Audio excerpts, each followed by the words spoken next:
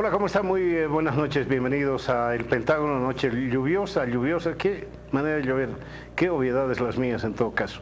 Quiero darle la más cordial bienvenida a don Gonzalo Mendieta. ¿Cómo te va? Don Francesco Cerati. Buenas de algún noches. Tiempo está con nosotros don Pedro Portugal, historiador, director de Pucara. ¿Cómo está don Pedro? Qué gusto. Buenas noches, ¿Todo bien? gusto estar acá. ¿Todo bien? Sí. Y segunda vez que está con nosotros, la primera vez todo el mundo la pedía con aplausos. Ana Lucía Velasco. ¿Cómo te va, Ana Lucía? Muy bien, Mario. ¿Eres politóloga? Politóloga. ¿Politóloga? Sí.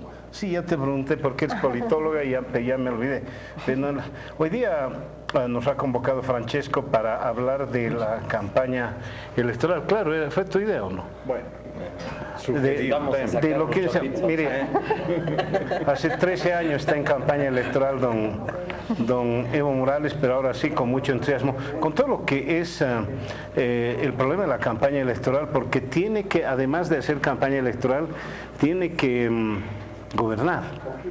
Pero no solo gobernar, tiene que enfrentar las crisis que está enfrentando en este instante el gobierno y que tiene que ver con el narcotráfico, con entregas, con policías, con un montón de cosas, pero además con problemas en su partido. De esta mañana es lo de Yayagua, Pedro, sí, lo de esta mañana se han agarrado a piñas los militantes del MAS en procura de ver quién va a ser candidato a qué.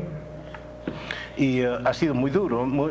Créanme, no había visto yo un enfrentamiento en 10 años de democracia entre militantes de un mismo partido. Por ahí un par de cositas, pero esta mañana fue, si bien más ruido que nueces, porque volaban sillas de plástico, y sillas de plástico no le hacen daño a nadie, hombre, a no ser que, bueno, pero en todo caso hay esto, en Churumani también ha habido problemas, etcétera, mientras que la oposición está haciendo campaña a su modo.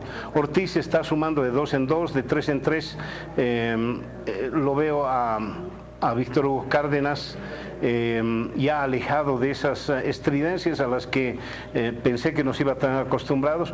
Veo a Comunidad Ciudadana, el partido de Carlos Mesa y Gustavo Pedraza, recién empezando con un spot que se ha visto en algún canal. Creo que es muy temprano, estamos en mayo, queda junio, julio, agosto, septiembre, 4 meses todavía y algo de octubre para hacer la campaña, pero la campaña está ahí. Es imposible zafarse de ella. ¿Qué dices, Francesco? Bueno, yo quisiera hacer una introducción para, si ven oportuno, ubicarnos en esos puntos. Yo tengo la impresión que el MAS estaba diseñando una campaña electoral de bajo perfil, sin estridencia. Quería una ordinaria administración justamente por los problemas relacionados con el 21F y decir que cada uno hiciera sus propias propuestas, muestren los programas un poco a la europea, a la alemana, ¿no? Algo así. Pero esta estrategia que evidentemente la favorecía porque evitaba todos los ataques por el desgaste que ha tenido el proceso en estos años, se ha venido abajo. Se ha venido abajo por 2 razones, porque han explotado escándalos, y después los podemos detallar, de la policía, de la FAB. No se olviden que la unidad ejecutora de la lucha integral contra el narcotráfico está en manos de la FAB, ¿verdad?, de las Fuerzas Armadas. Otros menores, medicamentos, etcétera. Luchas intestinas, luchas intestinas que se revelan, ya sea en el caso de la policía, pero sobre todo han saltado en el caso Neurona. Ahí se ha visto que son uno contra otro, ¿sí? Y es interno realmente el tema. Lo que has hablado hoy de Potosí muestra cómo se va a desarrollar, inclusive internamente, la repartija de pegas, ¿no? Todos van a querer ser diputados, senadores y bueno, al final darán todo en manos del presidente Evo.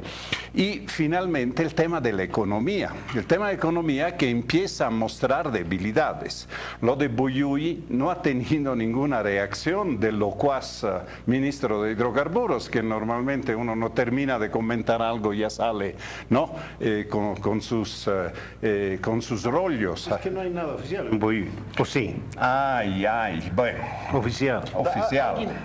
Solo un pie de página. Alguien apuntaba que si hubiera realmente un gran descubrimiento, por ejemplo, se hubiera notado con Repsol, que cotiza en bolsa, etcétera. No Entonces, solo, ya hubiesen estado ahí todos los canales oficiales, los medios con Evo.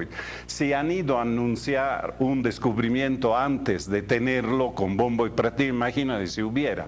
La verdad es que Repsol tampoco puede decir que hemos abandonado, sí, paulatinamente estamos haciendo pruebas, pero hay también alguna información interna que se ha perdido la herramienta, el taladro. Bueno, esas son cosas que son parte de la falta de transparencia, ¿no? Muy sueltos de lengua para anunciar océanos, mares de gas, pero si hay un problema que al final afecta a todo el país, ¿quién se alegra que no haya habido un descubrimiento? Nadie.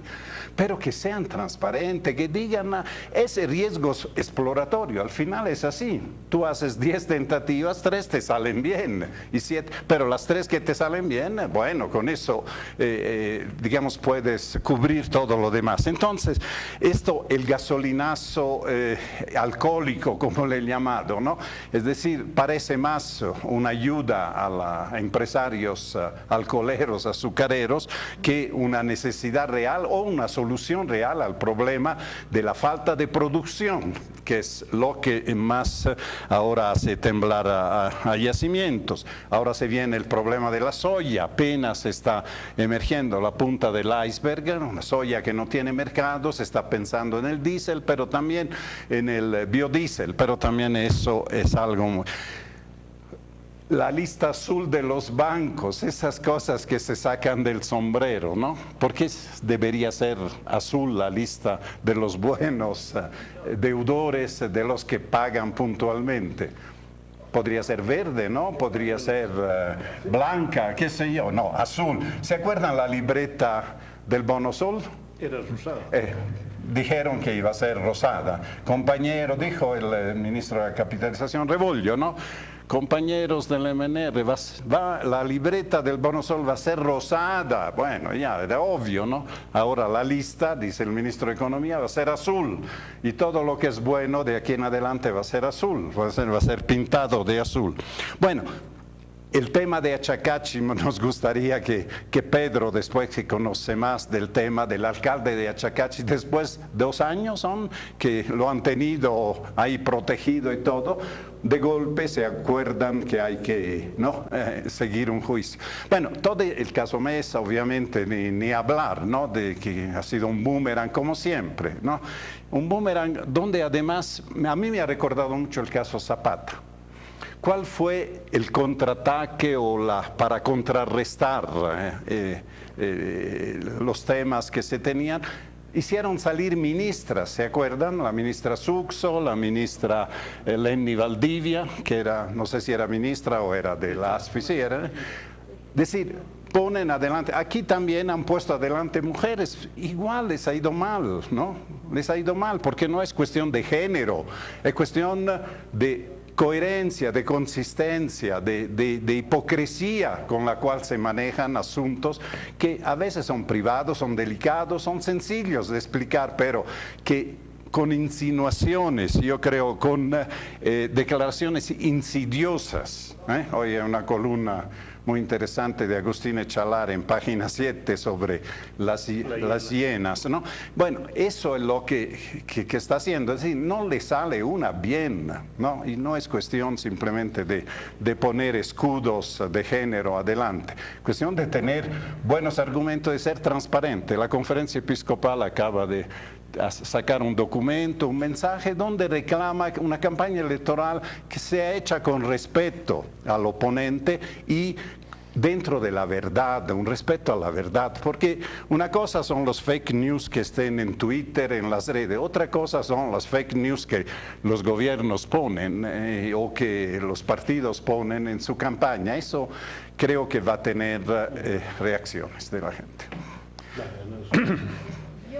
Miro con cierta preocupación todos los temas que nos acaba de hablar Francesco, son sumamente reales y verdaderos, pero miro con preocupación que nuestra sociedad se está volviendo cada vez más cínica, en el sentido que Cada día escuchamos una noticia de corrupción, cada día escuchamos una noticia de narcotráfico, y a medida que va pasando el tiempo, siento que ya no nos hacen ni cosquillas, ¿no? O sea que temas que son sacados típicos en tiempos electorales, que deberían supuestamente restarle votos al contrincante y sumarle votos a mi partido, ya no nos afectan, ya no nos importan. Este escándalo policial es enorme. Yo creo que en cualquier otro país del mundo sería una debacle institucional enorme, pero nosotros como que ya estamos medio acostumbrados y no veo, obviamente habría que ver una encuesta, digamos, futura, pero no veo la verdad que la gente se sienta afectada por todos estos casos que están saliendo en cuanto a su intención de voto.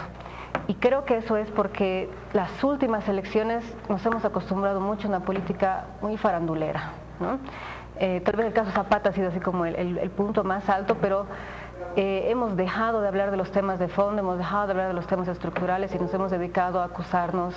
Este está con el narcotráfico, este es un corrupto, y toda la gente ya lo sabe, ya nadie le mueve un poco, y tengo la impresión de que el escenario político en Bolivia ahora, el escenario electoral, es sumamente cínico.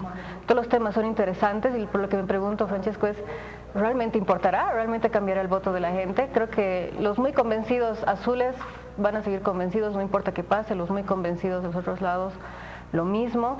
Las encuestas mostraban un 25% de indecisos, pero no tenemos idea quiénes son esos indecisos, de dónde salen, qué edad tienen, cuál es su nivel socioeconómico. Entonces, yo veo como un escenario así bien nublado electoralmente.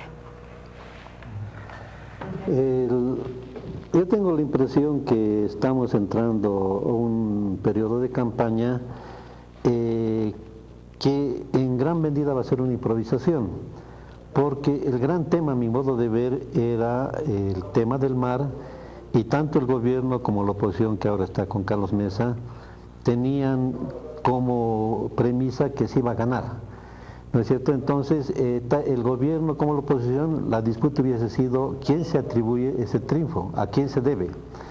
Evidentemente hubiese tenido más aspectos para salir ganancioso Carlos Mesa, porque la opinión pública hubiese dicho, digamos, cierto tipo de razonamiento, de capacidad, es el que ha permitido hacer una buena representación, y tenemos el mar gracias, digamos, al trabajo de un equipo del cual Carlos Mesa, digamos, es representante. Y el gobierno seguramente hubiese sacado sus argumentos, hubiese movido sus elementos para mostrar que gracias a Evo Morales, digamos, un pedido centenario, digamos, presentarlo como triunfo, lo que hubiese sido quizás solamente el inicio de una charla. Entonces, este fracaso que hubo en La Haya, digamos, ha quitado a ambos sectores, digamos, el gran argumento. Entonces hay ahora una especie de improvisación, porque ese aspecto emotivo, digamos, que en el cual todo se tenía centrado, digamos, ya no existe. Y están saliendo a flote elementos nuevos, pero ahí coincido totalmente, digamos, que no logran apasionar a la población. Digamos, es como si estuviésemos tan, digamos, acostumbrados a ciertos aspectos malos que cuando nos los recuerdan, le decimos, sí, es cierto, digamos, a esto, pero nos deja, digamos, insatisfechos en cuanto que pueda ser un elemento motivador para poder votar por uno o por el otro. Entonces, hay una ausencia creativa, digamos, de ambos sectores. Hasta ahora no han salido, digamos, aspectos nuevos, aspectos positivos. Y es como una guerra de posiciones para tratar de mantener primero la base que se tiene y tratar de ganar un poco más. El aspecto fuerte del gobierno, digamos, es que no estamos en una situación de caos económico. Entonces, todo aquello que sea positivo económicamente, que muestre que la situación está mejor que antes y que puede todavía mejorar, va a ser, digamos, adelantada por el gobierno, especialmente en aquellos sectores que son emergentes, que están en el área rural principalmente y en los sectores populares.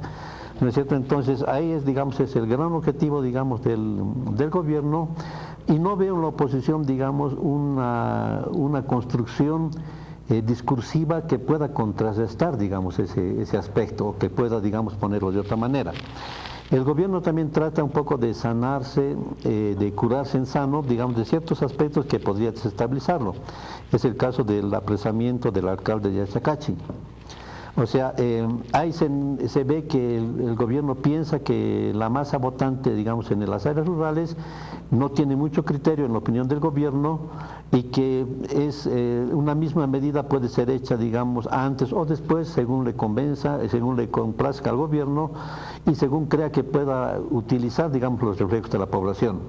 O sea, si hubiese apresado hace 2 años al alcalde, posiblemente hubiese habido toda una serie, un efecto dominó en muchas alcaldías del campo, especialmente en la región de Azacache y aledaños, porque los problemas de corrupción, o por lo menos las acusaciones de corrupción, no son solamente de ese sector, en muchas otras alcaldías.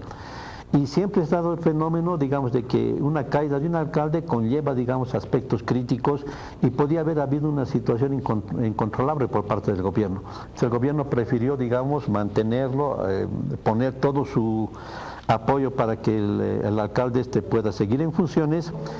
Y como esto, digamos, ha tenido un costo en Azacache, porque la corrupción ha sido tan grande que la población entera, digamos, está consciente que el gobierno ha hecho un acto totalmente insólito al defender a personas totalmente descalificadas, considera quizás que poniéndolo, apresándolo a este alcalde, digamos, esta población va a decir, sí, el gobierno está en lucha contra la corrupción y es algo positivo. Lamentablemente ya los tiempos no son lo mismo que hace años atrás, donde los sectores campesinos eran fácilmente manipulables.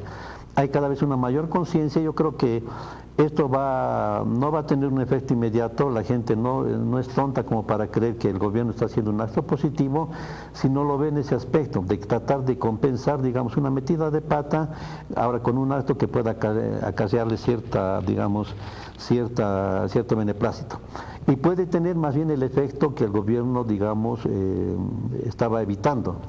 O sea, porque si se ve que se apresa un alcalde que es corrupto, ¿por qué no hacer lo mismo con otros alcaldes sobre los cuales también pesa la misma acusación? Es decir, es posible, digamos, que más bien pueda haber un fenómeno de desestabilización en muchos municipios. Pero esto, entrando ya a este periodo electoral, solamente puede ser posible si las fuerzas que están interviniendo tienen, digamos, alguna influencia como para poder catalizar este fenómeno. Entonces, lo que ha habido en Yayagua es bastante significativo. Es un enfrentamiento entre dos sectores. No hay, digamos, un aspecto homogéneo, digamos, en el campo de apoyo a Evo Morales. Por lo menos, digamos, hay conflictos muy fuertes sobre quiénes van a ser los beneficiados en cuanto a puestos.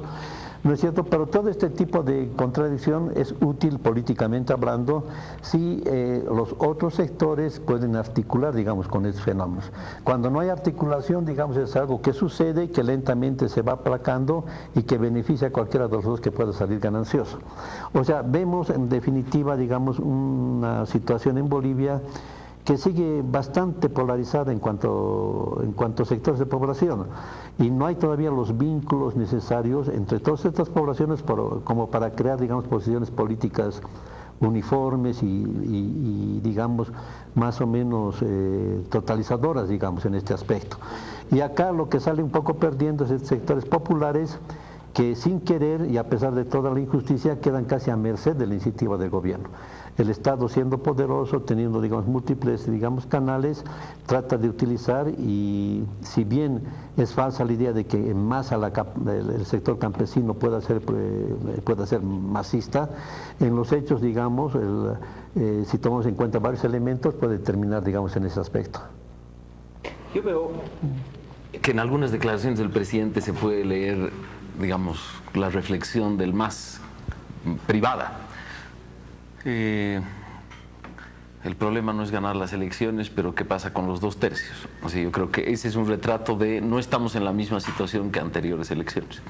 Digamos, no habría que ser muy mago para pensar que hoy día el voto mayoritario está en la oposición, aunque el MAS preserva fuerza. Pero yo creo que ese es un primer dilema. Una siguiente declaración que me pareció a mí llamativa, porque la hacía el presidente casi como respuesta a sus detractores. No, yo en el helicóptero gano tiempo, gano 1 hora o gano porque hay mucho trabajo que hacer. O sea, pero también a mí me parecía, primero, una declaración errada, porque lo ponía el presidente en un plano distinto, digamos. Mi tiempo sí vale mucho y yo debo viajar en helicóptero en tiempos electorales. Pero también una respuesta a sus detractores, digamos, sobre los privilegios, o sea, como algo que le preocupa.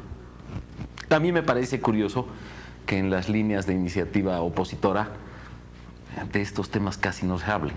Es una cosa curiosa porque la preocupación la manifiesta el presidente, pero uno no ve la misma incidencia al revés. Y finalmente la declaración respecto al ministro Romero, ¿no? El ministro Romero se queda que es un modo de admitir que están pasando un problema severo. Yo no sé a cuánto alcanza este deslizamiento de tierras en la policía, pero digamos con las noticias de hoy sobre el Poder Judicial, etcétera, uno comienza a ver que la cosa es bastante más grande. Y sí puedo creer que algunas de las movidas de las últimas semanas sean movimiento de agenda pública. O sea, hacerle discutir al país cosas que más convienen para no enfrentar cosas más peleagudas desde el punto de vista del gobierno. Pero el gobierno, al hacer discutir esas cosas, nos muestra que tiene la iniciativa. Y yo creo que la iniciativa del gobierno no es disputada por la oposición.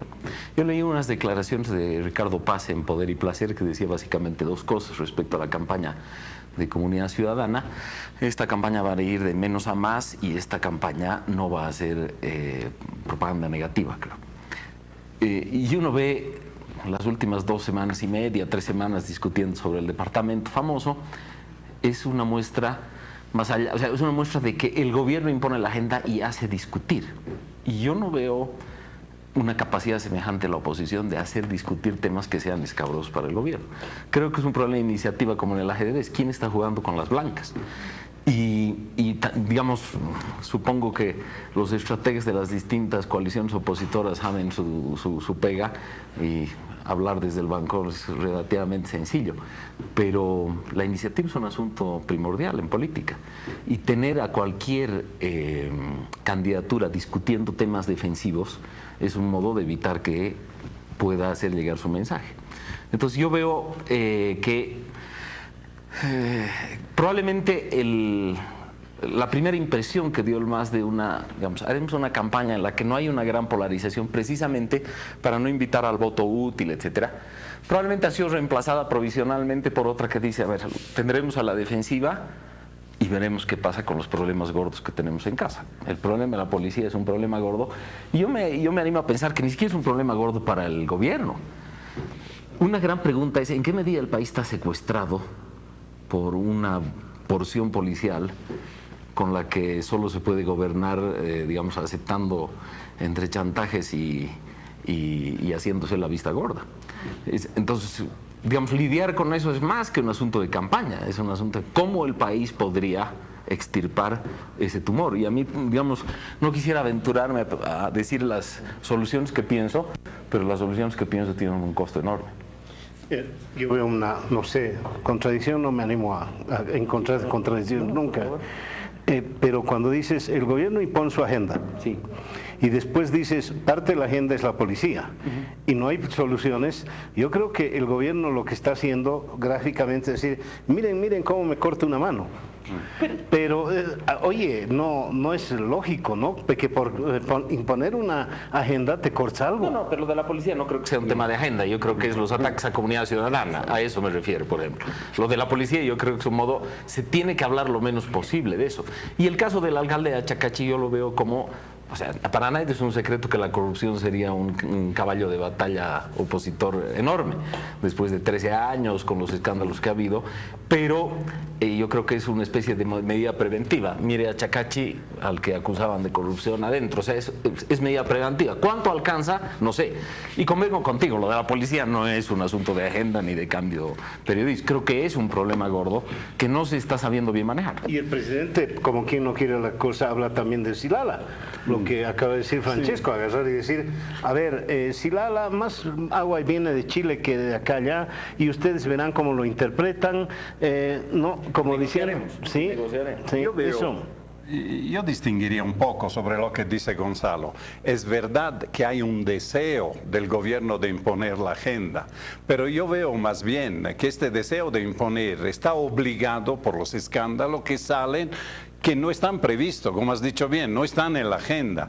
Les salta el tema de los narcopolicías y se inventan el tema de Carlos Mesa. ahí es tan obvio, ¿no? La intención de distraer, de ampliar el debate, cuando el problema principal es eso. ¿Por qué es un problema fundamental? En eso estoy totalmente de acuerdo. Es un problema de las instituciones. Pueden ser episodios, puede ser que en un caso de narcovínculo haya un comandante, 3 policías, 10, pero en el caso de la policía, este es el resultado de cómo se ha destruido una institución en 13 años. ¿Cuál es el método de destruir? Poner comandantes en función de la lealtad a un proceso político, no en función de sus méritos, no en función de las ventajas que yo puedo tener como Estado en la lucha contra el crimen o el narcotráfico. Y esto constantemente hay denuncia que el último del curso en las Fuerzas Armadas, en la policía, se vuelve el comandante.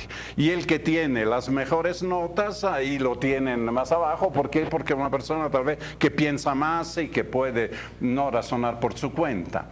Esto es el daño real. Y como consecuencia de este daño real a las instituciones, surgen que hay comandantes que son más fácilmente abordables por el poder realmente fuerte del narcotráfico. No debemos subestimar, ¿no?, que significa un cañonazo, ¿no?, de millones de dólares para un policía que gana 3.000, 5.000, 10.000 bolivianos por mes. Por eso está fallando algo. Por ejemplo, esta reforma que tanto se habla de la policía debe tener algún sistema de control interno. De manera que alguien no pueda aparecer del día a la noche con cuentas corrientes, millones de dólares, con viajes a Cartagena, todos uniformados para el carnaval, o cosas por el estilo. Hay cosas que hay que transparentar, y la transparencia no ha sido una marca de este gobierno en todos los campos, hay que decirlo, y creo que ya es muy tarde para que puedan reparar eso.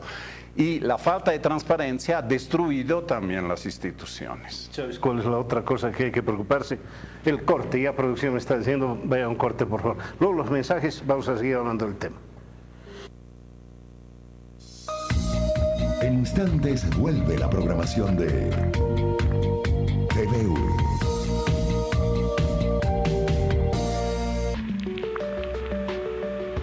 Carecer de libros propios es el colmo de la miseria.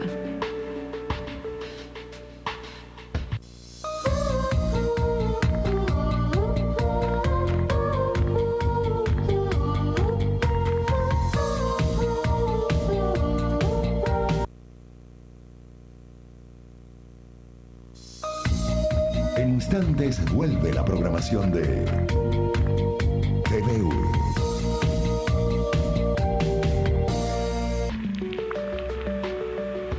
Carecer de libros propios es el colmo de la miseria.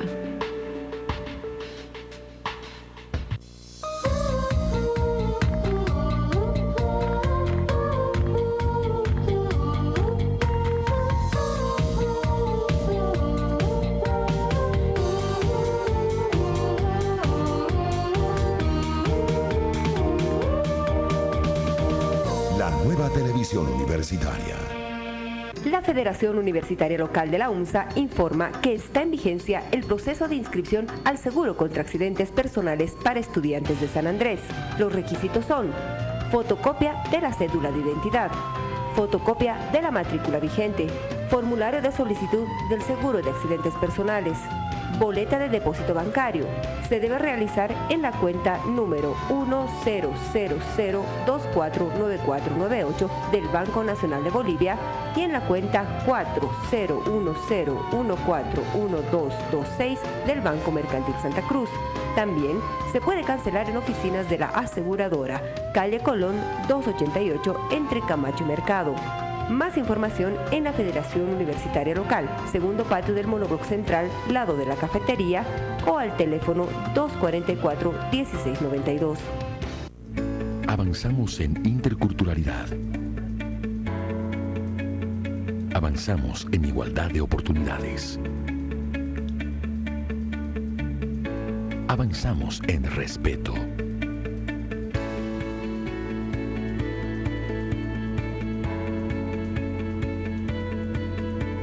Avanzamos en dignidad. Avanzamos en ejercicio de derechos. Avanzamos en la construcción de una ciudadanía plena, sin racismo ni discriminación. Continúa con la programación de TVU.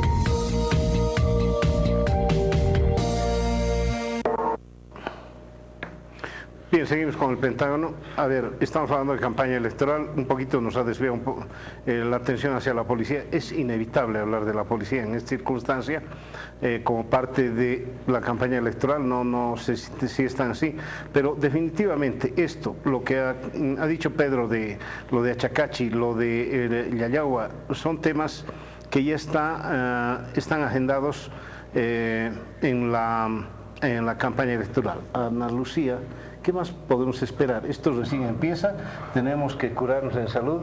Como acabas de decir, ya estamos curados de espanto todos, pero hay que esperar todavía más. A ver, a mí me gusta hacer una analogía sobre la cultura política electoral, que es que hay una diferencia entre hardware y software ahorita en Bolivia.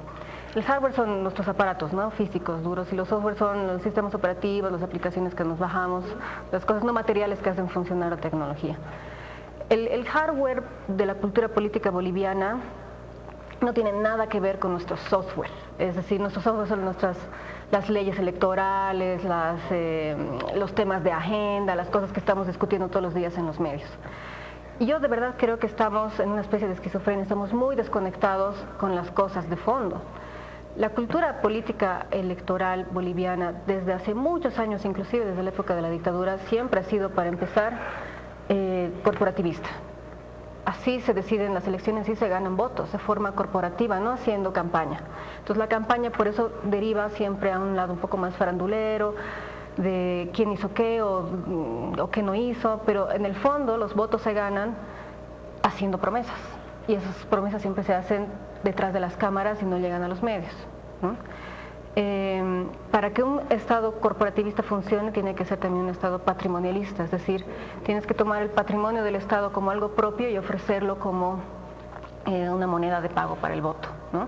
Lo que ha pasado en la historia de Bolivia, como les digo, desde las dictaduras, es que los gobiernos corporativistas y patrimonialistas han funcionado así, ganando lealtades, y han hecho del Estado su patrimonio, y hasta un punto han ofrecido el Estado como patrimonio electoral, hasta un punto que ha sido insostenible, ¿no? O sea, el Estado ha ido creciendo tanto, las dádivas de compra de votos han hecho tan grandes que no alcanzaba y se entraba en crisis, entonces iba una crisis política unos cuantos años y resurgía un nuevo modelo.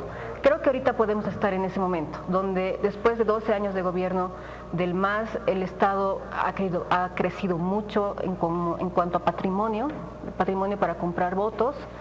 De repente empiezan a estallar todos estos escándalos, que creo que es eso, es como un globo de agua que está empezando a perder espacio para seguir llenándose más y cualquier rato va a explotar.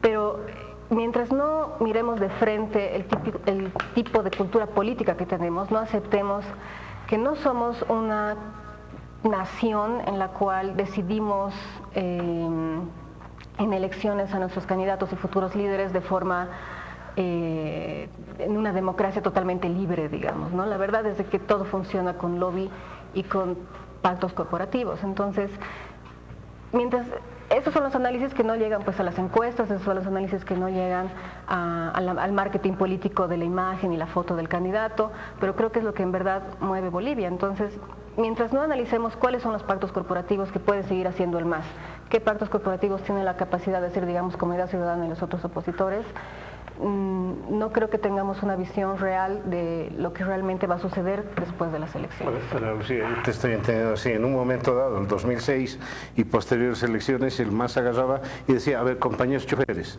ustedes tienen 6 curules. El problema es que ahora los compañeros choferes ya no quieren 8 curules, pero no quieren a los mismos, quieren otros. Es lo que ha pasado aparentemente en Yayagua, donde dicen, no, ustedes ya han sido... Ahora, ¿quién puede tener la capacidad de hacer eso? Acabas de mencionar Comunidad Ciudadana. ¿Estamos condenados al corporativismo de agarrar y decir, bien, les doy esto? Yo creo que hay dos vías. O somos honestos con nosotros mismos, nos miramos al espejo y decimos, somos un país corporativista suficiente y hacemos cambios estructurales, cambios de hardware, ya no de software, entonces recién quizás podríamos pensar en cambiar. O, como les digo, mirarnos de frente al espejo y decir, somos corporativistas, hagamos una ley de lobby, organizaremos un poco nuestra forma de hacer corporativismo. O lo aceptamos o lo rechazamos, pero dejemos de negarlo porque seguimos pensando en cómo se van a hacer las campañas. Debemos ser el único país en el mundo en el que creo que genuinamente no conocemos a nuestros candidatos. Como no debaten y nunca salen a hablar entre ellos, no sé qué piensan sobre el aborto, no sé qué piensan sobre salud, educación, no sé qué piensan, ninguno de ellos. De todas formas todos vamos a votar hace ya varias elecciones. Es porque hay esa separación entre software y hardware, ¿no? Una puntualización. Yo creo que tienes razón. Somos un país donde existen corporaciones. No se puede evitar, olvidarlas, ¿no? Que existen. Pero de ahí pasar al corporativismo, es decir, tomar las corporaciones como factores de poder, es otra cosa. Puede haber siempre dos actitudes, la que tú decías, vengan choferes, queremos 10 curules, no, para ustedes le vamos a dar 6. ¿Cómo elegimos los 6? Bueno, ustedes presenten ternas, siempre hay una manera. Otra manera es reconocer la corporación, es decir, cuáles son sus necesidades para desarrollarse. Necesitamos una ley para importar llantas, necesitamos algo para que los carros viejos puedan ser comprados por el Estado y reemplazados. Es decir, una cosa es beneficios que sirvan no solo a la corporación, sino también al país. Otra cosa es comprar dirigentes. El gran lío que hay en el campo es que todo el mundo quiere ser dirigente. El que aparece como dirigente de un sindicato campesino aparece con casa, con coche, viajando a Caracas a las reuniones internacionales, en helicóptero, lo que sea. Bueno, todo el mundo quiere hacer eso. Dice, bueno, si para tener eso hay que ser dirigente, se matan para ser dirigente. Esto es el camino equivocado. Esta es la herencia que nos está dejando el MAS. En lugar de desarrollar estas corporaciones para que se integren al país y aporten desde esta tradición que es también sana y propia del país de tener corporaciones, pero ya volverla como clientelismo, volverla a comprar a partir de prebendas, esto es lo que está mal, yo creo. Sí, pero habría que evitar algo, por ejemplo, creer que Bolivia era un país perfecto y que el MAS lo ha estropeado, un poco como lo que decía Santos sobre la policía, ¿no es cierto? La policía había sido una institución que marchaba de maravillas y el MAS lo ha empezado a cooptar comandantes y lo ha fregado, y no es tan así. O sea, a mi modo de ver, el primer reclamo que podría hacerse al MAS es que no ha transformado lo que debía transformar. Es decir, ha heredado un país que es de ese tipo, digamos así, prebendal, corporativista, etcétera, y ha sido incapaz de determinar la magnitud del mal y mucho menos de poder transformarlo. Entonces lo que está haciendo el MAS está ahora administrando algo que han hecho todos los partidos anteriores, ¿no es cierto? Y que van a hacer los partidos que vengan mientras no tengan, digamos, una idea de cambio trascendental de Bolivia. Entonces, cuando se enfrenta al corporativismo, el corporativismo no son personas que están esperando, digamos, una buena aproximación, digamos, de su realidad para poder articular, sino es una situación degradada que siempre va a poder articular con aquella versión que sea la peor. Digamos, o sea, si alguien intenta, digamos, decir, por ejemplo, a chofer, sí, les vamos a rebajar, va a haber llantas nuevas y cursillos para poder conducir, no es así. Digamos, o sea, el poder del corporativismo es de poder mantener cierta autonomía, hacer lo que les da la gana, y a través de intermediarios que llegan a ser diputados, ministros, viceministros, etcétera. Entonces, lo que tenemos en Bolivia, digamos, autonomías de hecho, de gremios o de regiones enteras, y que cada quien, es decir, una ausencia de Estado y en definitiva una ausencia de nación. Entonces, enfocar esos dos aspectos, el aspecto de nación y de Estado, sí es, digamos, poder enfocar una solución para este problema. Mientras tanto, toca enfrentar. Y entonces uno tiene que enfrentar como están planteadas los problemas, como son los problemas, ¿no es cierto? Ahora, si los enfrenta aparentemente de la misma manera que el otro, pero con una idea diferente en proyección, ahí puede hacer, digamos, la diferencia. Esto de la, ¿cómo se llama?, de este prebendalismo y de esta especie de gremios que existe, es quizás más intenso en el aspecto rural, porque los hechos es la gente se ha acostumbrado a cierta autonomía, con tal, digamos, que eso les pueda permitir, digamos, cierta libertad que va en provecho, digamos, de los grupos dirigentes, y por eso los grupos dirigentes se pelean. Ahora bien, ¿qué hace esto? Esto hace que se tiene que tener una perspectiva del lenguaje de las poblaciones diferentes. Ahora, irónicamente, el MAS a este nivel está presentando cierta ventaja a la oposición, porque en el MAS tiene una base social que es indígena, que es popular, etcétera, y al mismo tiempo tiene administradores que vienen de la clase media. Entonces tienen, digamos, una amalgama, digamos, de componentes que les permite ejecutar discursos diferentes y poder sacar lo beneficioso, digamos, de cada sector al cual se dirigen. Mientras que en la oposición falta, digamos, un poco esa especie de amalgama, que no significa ceder ante el corporativismo, sino saber que existe. Y el discurso llega a ser enteramente solamente de clase media, lo cual le puede limitar. Al mismo tiempo le da una ventaja porque se afianza, digamos, en un sector que es proclive, pero le puede debilitar. Yo lo voy a ilustrar imaginativamente en este aspecto, por ejemplo, de la Casa Grande del Pueblo, el nuevo Palacio de Gobierno. O sea, de hecho, digamos, es difícil que uno encuentre una persona de la clase media que no lance, digamos, abominaciones sobre esa construcción, y que el medio que utiliza el presidente para trasladarse de su residencia, digamos, a su nuevo palacio, el helicóptero. Sin embargo, estos dos aspectos, ese monstruo, digamos, de construcción y ese helicóptero, son, digamos, aspectos tremendamente valorados y bien vistos por los sectores populares. Es decir, el sector popular es un sector popular que estaba desmunido del modernismo, y todos estos ejemplos de modernismo, digamos, le aplacan y le satisfacen.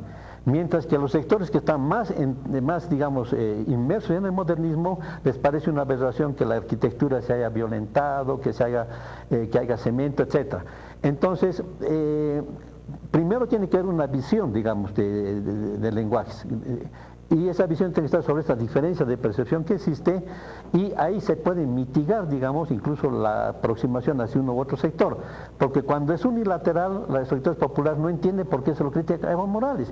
Y yo vengo de un sector donde la gente está feliz porque Evo Morales los visita con helicóptero, está esperando que cada vez vaya con un helicóptero diferente, pero encontremos una persona de la clase media y parece una aberración. Entonces no puede haber disparidad tan grande, pero existe en Bolivia. Entonces, en esa disparidad no significa, digamos, ceder ante un punto de vista, sino tomarlo en cuenta y ser coherente, digamos, en la elaboración de un discurso nuevo. Digamos, los partidos mayoritarios en Bolivia lograron amalgamas que incluían a lo corporativo, o sea, los comités del MNR, digamos, el comité fabril, el comité de abogados, o sea, era un modo de representar el poder confederado boliviano en los partidos. Y digamos, creo que el experimento más notable es el experimento del MNR. Pero yo creo que, sobre todo los sectores de clase media e ilustrados del país, tenemos tienen un paradigma que a mi juicio no encaja bien con cómo es el país, y lo sintetizaría en dos ideas. Digamos, la típica idea kelseniana de que el Estado tiene el monopolio de la creación del derecho, o la weberiana de que el Estado tiene el monopolio de la violencia legítima. Y cuando uno ve el Estado boliviano, es más un gestor entre varios poderes que el monopolio del poder. Y si uno no lo ve como un gestor, probablemente sucumbe ante el paradigma del Estado perfecto, del Estado, digamos, europeo, que probablemente incluso no se da ni siquiera por ejemplo, en el Mediterráneo, ¿no? O sea, donde hay estados más débiles, Grecia, no sé, Italia. Yo creo que ese Estado monista, que es un poco el Estado de los sectores más occidentalizados bolivianos, de los que han tenido más diálogo con Occidente, es un Estado probablemente hecho sin mirar suficientemente el país. Y yo creo que esa gestión de heterogeneidad es crucial para la política.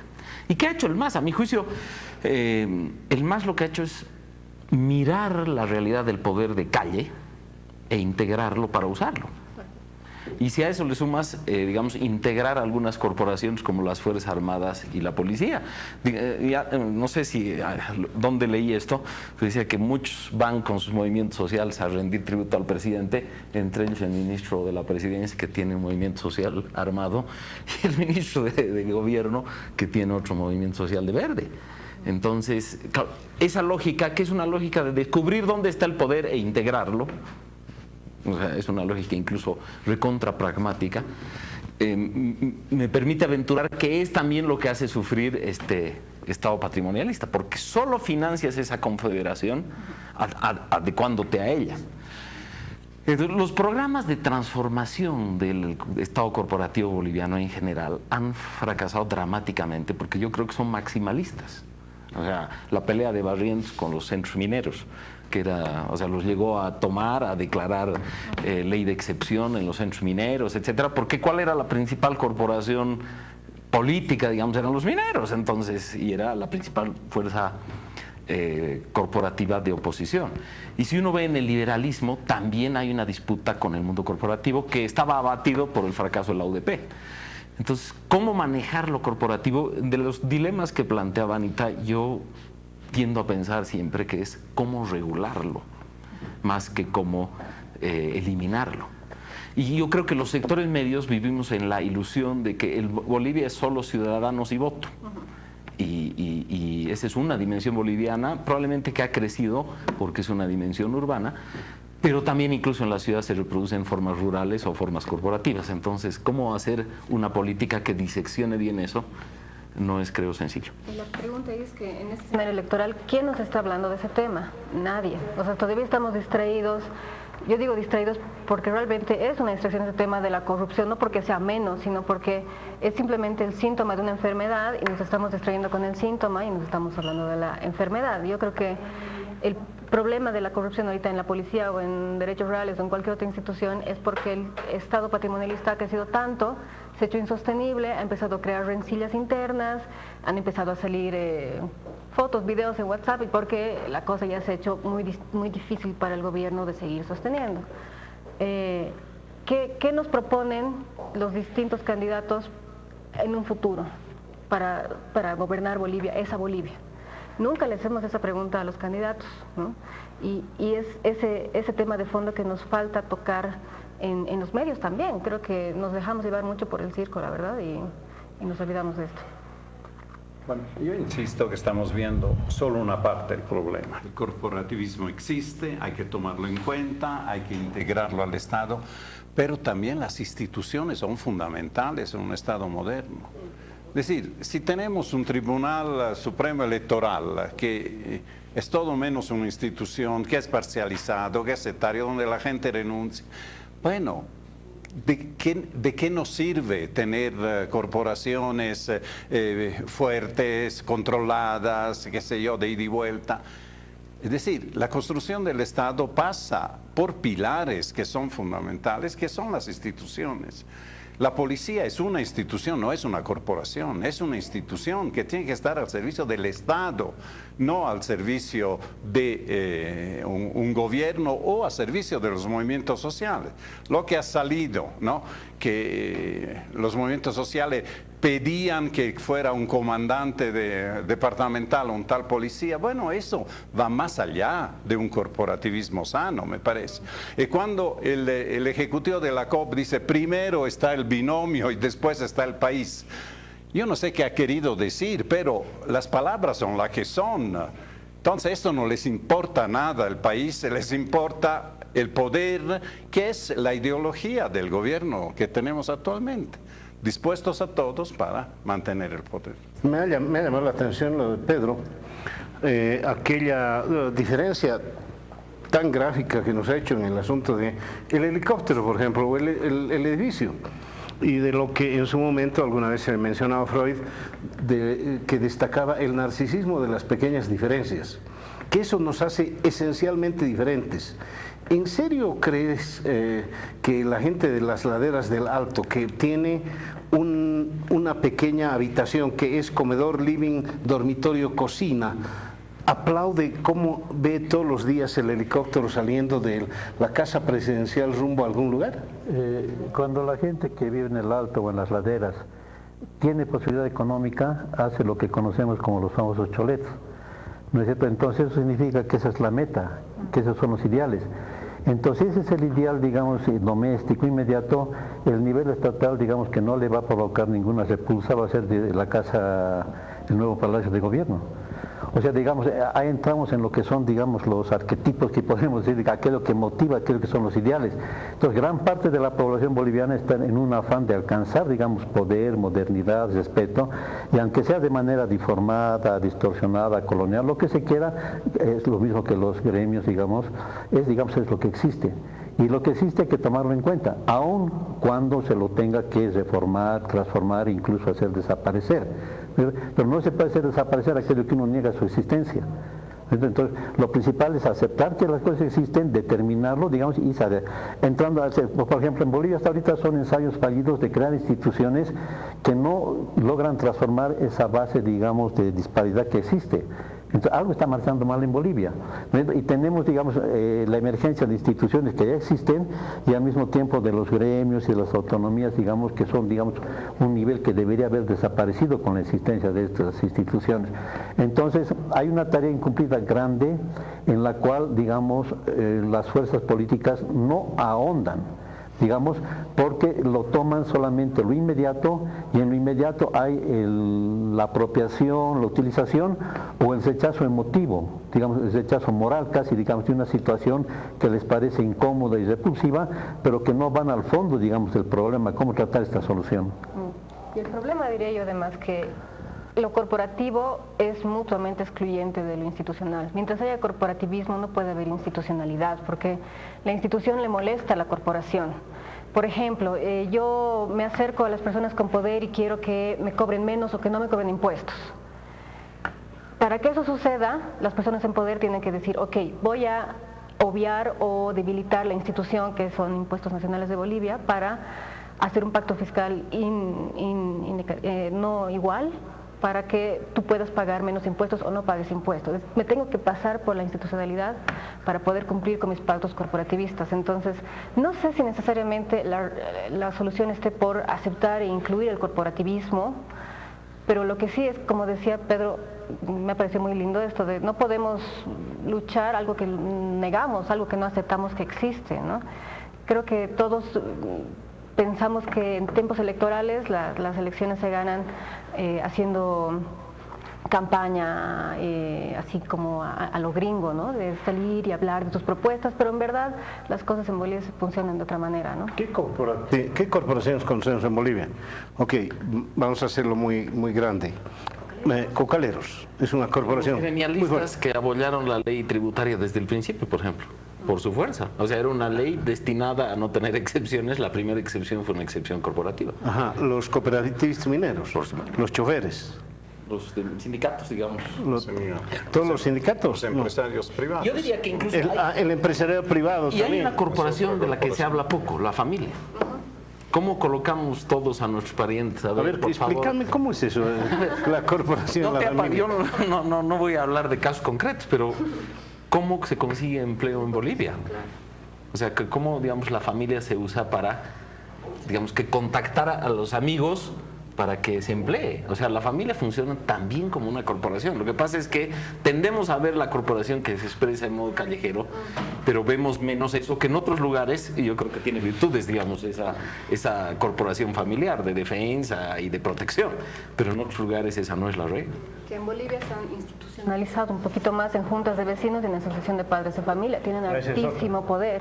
Local, pequeño, pero altísimo poder. Militares y policías, por ejemplo, o sea, lidiar con una corporación. Yo creo que, y de hecho, ha crecido su poder en estos años.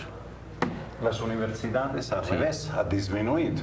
¿no? Sí, pero Hay corporaciones también que hace 50 años tenían un poder, ¿no? De calle, que podían hacer caer gobiernos. La FUL salía, hoy en día está más abocada, y esta es una evolución. No sé si será positiva o negativa, eso lo dejo a ustedes, pero está más abocada al desarrollo de su institución, que es la universidad. Entonces, estas corporaciones estudiantiles que antes buscaban hacer caer gobiernos, reclamar derechos, etcétera, ahora utilizan otras vías. Claro, lo que yo me pregunto es, Pedro decía, hay que cambiar esto. No, hace 13 años nos prometieron el gobierno el cambio. Sí, y nunca llegó. No, es que el problema es que somos nosotros tributarios de una presión también, digamos, internacional. y que va en sentido a veces contrario a lo que sería nuestro impulso propio para resolver nuestros problemas.